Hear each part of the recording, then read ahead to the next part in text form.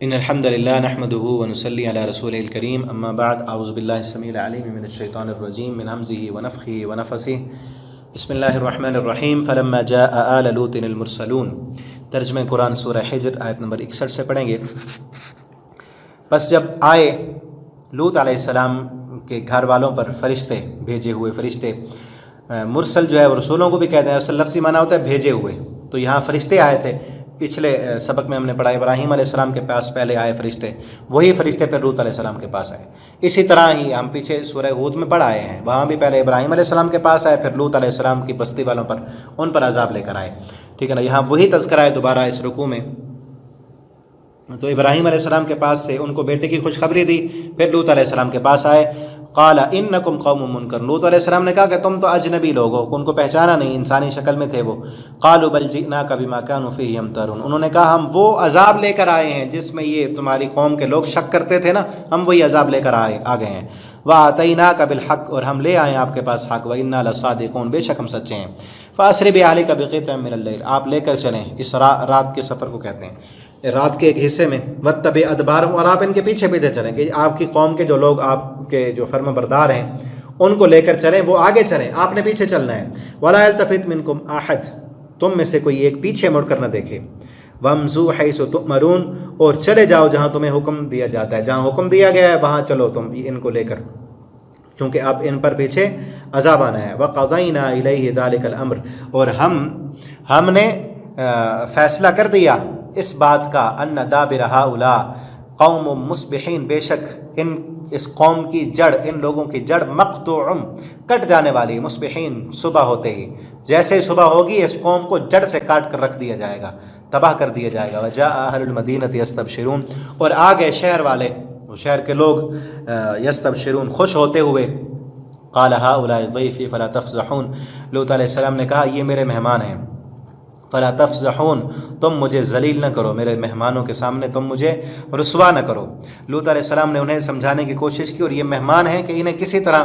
تمہارے سپرد نہیں کر سکتا، چونکہ ایک طرف تو یہ تھا کہ اللہ تعالیٰ نے ان کی ہلاکت کا فیصلہ کر لیا، اور دوسری طرف یہ حال تھا کہ جب لوط علیہ السلام کی قوم کو پتہ چلا کہ لوط علیہ السلام کے گھر میں کچھ خوش شکل، خوبصورت شکل میں نوجوان تھے، پیچھے بھی ہم پڑھ آئے ہیں، یہ لوط علیہ السلام کی قوم کے لوگ لڑکوں کی طرف جو ہے ان سے اپنی شہوت پوری کیا کرتے تھے، تو یہ فرشتے بھی خوبصورت نوجوانوں کی شکل میں مہمان آئے تھے، تو وہ بھاگ کر خوش ہوتے ہوئے آئے کہ آج ان کے گھر میں مہمان آئے ہوئے ہیں اور خوبصورت نوجوان ہیں، اور اس سے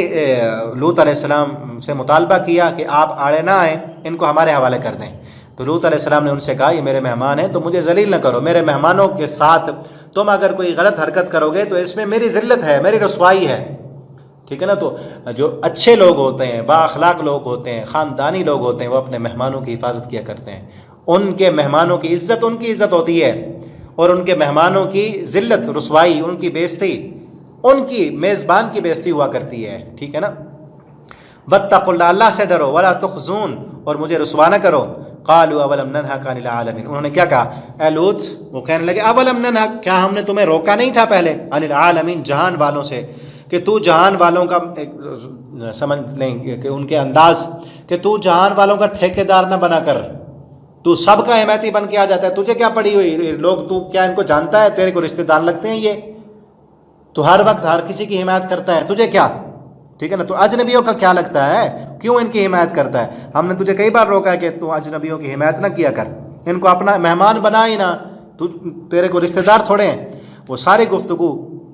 جب لوط علیہ السلام، اس وقت ہو رہی ہے جب لوط علیہ السلام کو ابھی علم نہیں تھا کہ یہ جو اجنبی مہمان ہیں یہ اللہ رب العالمین کے بھیجے ہوئے فرشتے ہیں، ٹھیک ہے نا، اور اس قوم کو پتہ ہی نہیں، کیونکہ پچھلی گفتگو جو ہے یہ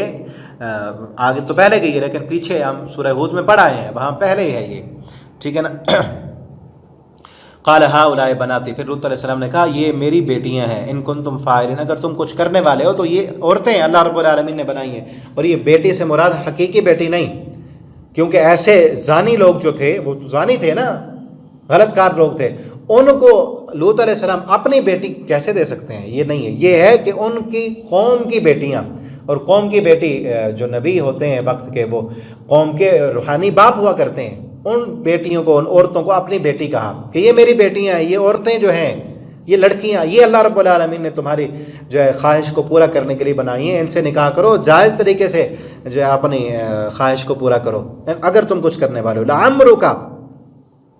اور اللہ تعالیٰ فرماتے ہیں لعمرک، مجھے تیری عمر کی قسم، انہم لفی سکرتہم یعمہون، یہ نبی کریم صلی اللہ علیہ وسلم سے اب خطاب ہے کہ وہ واقعہ بیان کر کے اللہ تعالیٰ فرما رہے ہیں ایک تبصرے کے طور پر، لعمرک، مجھے تیری عمر کی قسم، انہم لفی سکرتہم، بے شک وہ اپنی مستی میں یعمہون، دیوانے ہو رہے تھے، کہ ان کو نشہ، جس عادت کا، جس برے فعل کا نشہ چڑھا ہوا تھا، اپنے اس نشے میں اندھے ہوئے تھے، ان کو نہیں پتا تھا کہ یہ جو آئے ہوئے مہمان یہ ہمارے اوپر تباہی کا پیغام لے کے آئے ہیں، اندھے تھے، ٹھیک ہے نا۔ اور آج بھی ایسے ہے جو غلط کاری میں پڑ جائے، زنا میں، شراب میں۔ ابھی پچھلے دنوں ایک میں نے خبر پڑھی کہ ایک لڑکے نے کہا لڑکے سے شادی کا مطالبہ کیا کہ تو مجھ سے شادی کر، وہ تیار نہیں ہوا تو اس نے فیر مار کے اس کو مار دیا۔ ایسے ایسے واقعات کہ انسان کی عقل حیران رہ جاتی ہے، ٹھیک ہے نا۔ اور یہ غیر مسلم لوگ ہمارے معاشرے میں یہ بد فعلیاں، بد کرداریاں اور زنا، شراب، یہ ساری چیزیں پھیلانا چاہتے ہیں۔ وجہ یہ ہے کہ ہماری نوجوان نسل دین سے دور ہے، شریعت سے دور ہے، اسلام سے دور ہے، ٹھیک ہے نا۔ اللہ تعالیٰ بھی پھر یہ جب یہ اس لت میں پڑ جائے کوئی بھی، پھر وہ اندھا ہو جاتا ہے، کیونکہ قرآن کا تبصرہ ہے۔ اللہ تعالیٰ فرما رہے ہیں لعمرک، نبی تیری عمر کی قسم، انہم لفی سکرتہم یعمہون، اپنے نشے میں، اپنی مستی میں وہ اندھے تھے، دیوانے ہو رہے تھے۔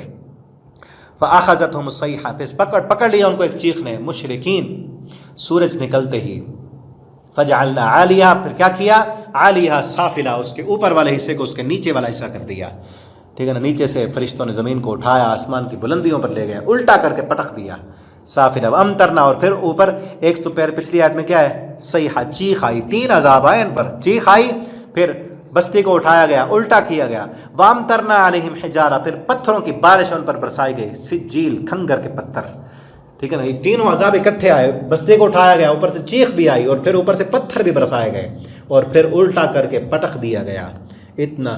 یہ اللہ رب العالمین کے عذاب کو دعوت دینے والا یہ کام ہے، ٹھیک ہے نا، جس کی آج کوشش کی جا رہی ہے کہ ہمارے ملک میں اس کی اجازت ہو، ہم جنس پرستی کی اجازت ہو، ٹھیک ہے نا۔ کوئی لڑکی لڑکے سے شادی کرنا چاہتی ہے کر لے، مرد سے شادی کرنا چاہتا ہے کر لے۔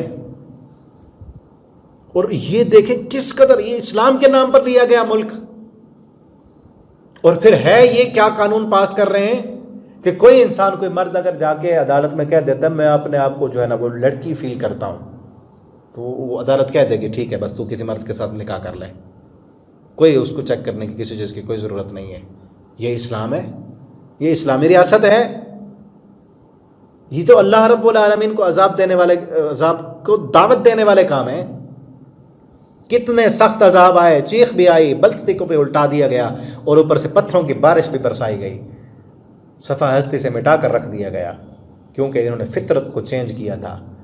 فطرت کو بدلا تھا۔ اللہ رب العالمین ہمیں سمجھ دیں۔ ان فی ذالک الآیہ، اللہ فرماتے ہیں اس میں نشانیاں ہیں للمتوسمین، گہری نظر رکھنے والوں کے لیے، جو گہرائی کے ساتھ سوچتے ہیں، غور و فکر کرتے ہیں، اس میں بہت بڑی اس واقعے کے اندر نشانیاں ہیں اور عبرتیں ہیں۔ وَإِنَّا لَبِسَبِيلٍ مُقِيمٍ، اور بے شک وہ بستی یقیناً جو ہے راستے پر ہے۔ یہ جو لوگ مکہ والے گزرتے ہیں، ان کی گزرگاہوں پر وہ بستی جو ہے وہ موجود ہے۔ یہ جو ہے نا شاہراہ مراد عام نام ہے اس کا، یعنی قوم لوط کی بستیاں مدینے سے شام کو جاتے ہوئے راستے میں پڑتی تھیں۔ اس راستے پر آنے جانے والے کو انہی بستیوں سے گزر کر جانا پڑتا تھا، ٹھیک ہے نا۔ اسی لیے کہا کہ یہ گزرگاہوں پر وہ بستی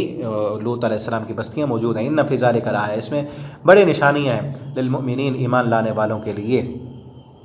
تو یہاں تک رکوع کمپلیٹ ہو گیا، آگے ایک رکوع اس صورت کا رہ گیا، آگے انشاءاللہ اگلے سبق میں پڑھیں گے۔ اللہ تعالی ہمیں قرآن پڑھنے، سمجھنے، اس کے مطابق عمل کرنے کی توفیق دیں۔